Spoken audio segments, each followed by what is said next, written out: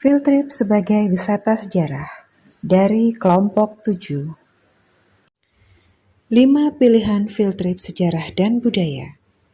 Museum, taman hiburan, komplek percandian, keraton, kota lama. Field trip atau yang dikenal pula dengan karya wisata memang identik dengan aktivitas yang lebih santai dibandingkan proses belajar mengajar yang dilakukan di dalam kelas. Field trip kerap digunakan oleh tenaga pendidik untuk mengenalkan sejarah dan budaya, terutama kepada anak-anak yang mudah merasa jenuh. Apa saja sih unsur-unsur wisata sejarah untuk pembelajaran? Dan apa saja manfaat wisata sejarah untuk pembelajaran? Mari kita simak bersama penjelasan dari kelompok 7 berikut ini. Assalamualaikum warahmatullahi wabarakatuh. Salam sejahtera untuk kita semua. Yang saya hormati Ibu Liana Sunanto, SPD MPD, selaku dosen dari mata kuliah Field Trip, dan teman-teman 20B1 yang saya banggakan. Semoga kita semua dalam keadaan yang baik, sehat, dan tidak kurang segala sesuatu apapun. Baik, terima kasih atas kesediaan teman-teman untuk mengikuti perkuliahan kita pada hari ini. Izinkan saya di sini selaku moderator untuk memandu jalannya diskusi pada perkuliahan kita hari ini. Adapun materi yang akan kita ulas bersama mengenai mengidentifikasi field trip sebagai wisata sejarah. Nah, adapun kelompok kami, kelompok 7, beranggotakan saya sendiri, Bernadetta Sumaryati, sebagai moderator dan presentator. Lalu yang kedua ada Desna Natalia Borusimbiring sebagai presentator. Lalu yang ketiga ada Neng Ernawati sebagai presentator dan ada Rivaldi Rizky sebagai presentator. Baik, materi yang pertama akan coba saya bahas. Mari kita simak bersama. Metode field trip. Metode field trip adalah cara mengajar yang dilaksanakan dengan mengajak siswa ke suatu tempat atau objek tertentu di luar sekolah untuk mempelajari atau menyelidiki sesuatu seperti meninjau pabrik sepatu, suatu bengkel mobil, toko serba ada, peternakan, perkebunan, lapangan bermain, dan sebagainya. Ini menurut Rostiah. Lalu menurut Winarno, mengatakan bahwa metode karya wisata atau field trip ini adalah metode belajar dan mengajar di mana siswa dengan bimbingan guru diajak untuk mengunjungi tempat wisata tertentu dengan bermaksud untuk belajar. Nah, dapat disimpulkan bahwa metode field trip merupakan metode penyampaian materi pelajaran dengan cara membawa langsung siswa ke objek di luar kelas atau di lingkungan yang berdekatan dengan sekolah agar siswa dapat mengamati atau mengalaminya secara langsung. Next slide. Baik, selanjutnya adalah kelebihan metode field trip. Metode karya wisata atau field trip mempunyai beberapa kelebihan antara lain, ini menurut Saiful Bahri Jamarah tahun 2006. 1. Field trip memiliki prinsip pengajaran modern yang memanfaatkan lingkungan nyata dalam pengajaran. Lalu yang kedua, membuat apa yang dipelajari di sekolah lebih relevan dengan kenyataan dan kebutuhan dari masyarakat. Lalu yang ketiga, pengajaran serupa ini dapat lebih merangsang kreativitas siswa. Dan yang keempat, informasi sebagai bahan pelajaran lebih luas dan lebih aktual. Baik, sekian pemaparan materi dari saya, dan selanjutnya pemaparan materi akan dilanjutkan oleh Neng Ernawati. Kepada Neng Ernawati, saya persilahkan. Kekurangan metode field trip. Menurut Saiful Bahri Jamarah 2006 halaman 94 mengemukakan bahwa metode field trip mempunyai kekurangan, yaitu fasilitas yang diperlukan dan biaya yang dipergunakan sulit untuk disediakan oleh siswa atau sekolah. Yang kedua, sangat memerlukan persiapan atau perencanaan yang matang. Yang ketiga, memerlukan koordinasi dengan guru agar tidak terjadi tumpang tindih waktu selama kegiatan karya wisata. Yang keempat, dalam field trip sering unsur rekreasi lebih prioritas, sedang unsur studi menjadi terabaikan. Yang kelima, sulit mengatur siswa yang banyak dalam perjalanan dan sulit mengarahkan mereka pada kegiatan yang menjadi permasalahan. Field trip sebagai wisata sejarah dan budaya. Ada 5 pilihan field trip yang tepat untuk mengenalkan sejarah dan budaya kepada anak-anak. Yang pertama itu ada museum. Apa yang pertama kali kita pikirkan setelah mendengar kata museum? Sebagian dari kita mungkin akan langsung berpikir tentang sebuah tempat yang membosankan, bangunan dan koleksi yang sudah tidak terawat, dan beragam stigma negatif lainnya tentang museum. Namun jangan berkecil hati dulu, karena bisa jadi bayangan buruk tentang museum hanya ada pada zaman kita kecil dulu. Karena saat ini belajar tentang sejarah dan budaya juga bisa dilakukan di museum-museum yang dijamin membuat anak-anak berada di sana itu betah. Nah, untuk yang kedua itu ada taman hiburan. Taman hiburan tidak selalu identik dengan wahana permainan. Di tempat tersebut juga tersedia banyak fasilitas yang bisa digunakan untuk mengenalkan sejarah dan budaya kepada anak-anak. Di taman hiburan seperti Jatim Park 1 yang berada di Kota Batu, Jawa Timur misalnya, terdapat diorama yang menampilkan pakaian tradisional, senjata daerah, serta alat musik khas yang ada di setiap provinsi di Indonesia. Yang ketiga yaitu ada kompleks percandian. Tak sulit menemukan bangunan-bangunan bersejarah jika kita tinggal di Indonesia. Kompleks percandian menjadi pilihan field trip yang bisa dikunjungi untuk memperkenalkan alkulturasi budaya kepada anak-anak. Mengajak anak-anak ke kompleks percandian untuk belajar tentang sejarah dan budaya.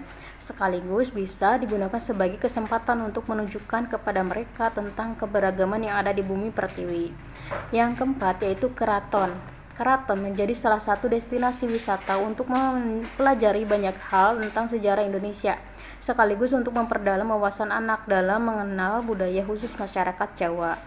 Yang kelima yaitu Kota Lama. Menimba sejarah juga bisa dilakukan dengan mengunjungi sudut kawasan berlabel Kota Lama. Kota Lama yang terkenal di Indonesia yaitu ada di Jakarta dan ada di Semarang. Terdapat banyak peninggalan masa kolonialisme di kawasan Kota Lama. Mengajak anak-anak ke kawasan Kota Lama bisa membuat mereka seolah-olah sedang kembali ke zaman penjajahan dulu. Terima kasih. Terima kasih kepada Ning Ernawati atas pemaparan materinya. Selanjutnya, materi akan disampaikan oleh Desna Natalia. Kepadanya saya persilahkan. Baik, moderator, terima kasih atas kesempatannya. Saya melanjutkan materi berikutnya. Materi berikutnya adalah mengidentifikasikan unsur-unsur wisata sejarah untuk pembelajaran. Nah, komponen pariwisata menurut Endar Sugianto dan Sri Sulastriningrum dalam buku pengantarnya ada dua hal unsur-unsur, yaitu objek dan daya tarik wisata. Objek dan daya tarik wisata dapat berupa alam, budaya, atau tata hidup dan sebagainya yang memiliki daya tarik untuk dikunjungi atau yang menjadi sasaran bagi wisatawan. Nah, yang kedua itu adalah sarana dan fasilitas yang terdiri dari akomodasi, restoran, biro perjalanan, transportasi atau jasa angkutan, tempat penukaran uang atau sering disebut dengan money changer, atraksi wisata, cenderamata, dan prasarana pariwisata. Nah, untuk akomodasi itu sendiri adalah tempat bagi seseorang untuk tinggal sementara. Akomodasi ini bisa berupa hotel, losmen, guest house, pondok, kotek, perkemahan atau lain dan sebagainya.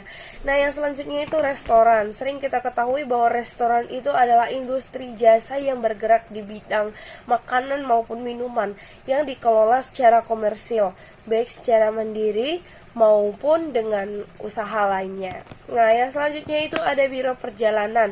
Biro perjalanan merupakan suatu badan usaha di mana seseorang operasional meliputi pelayanan semua proses perjalanan dari seseorang sejak berangkat hingga kembalinya.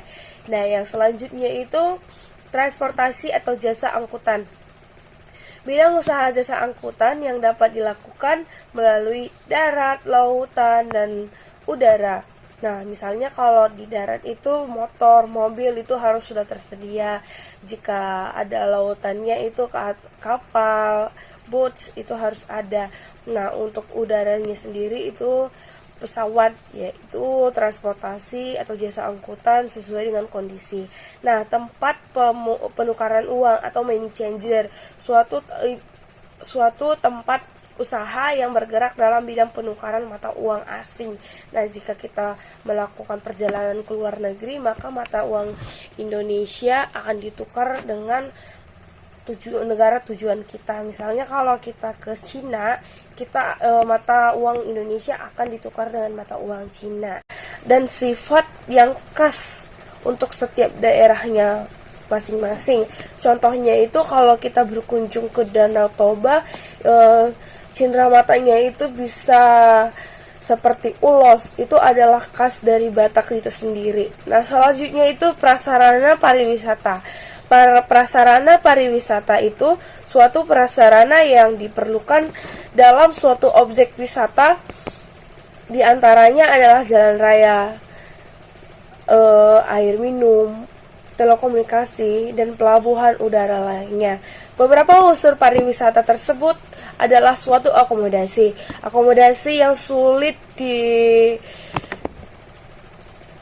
diakses tentu saja menjadi bahan pertimbangan. Semakin akomodasi terfasilitasi, maka semakin banyak orang yang akan berkunjung. Hal ini berlaku untuk unsur transportasi, angkutan. Jika akses kurang, wajar jika sedikit orang yang akan menghadirinya.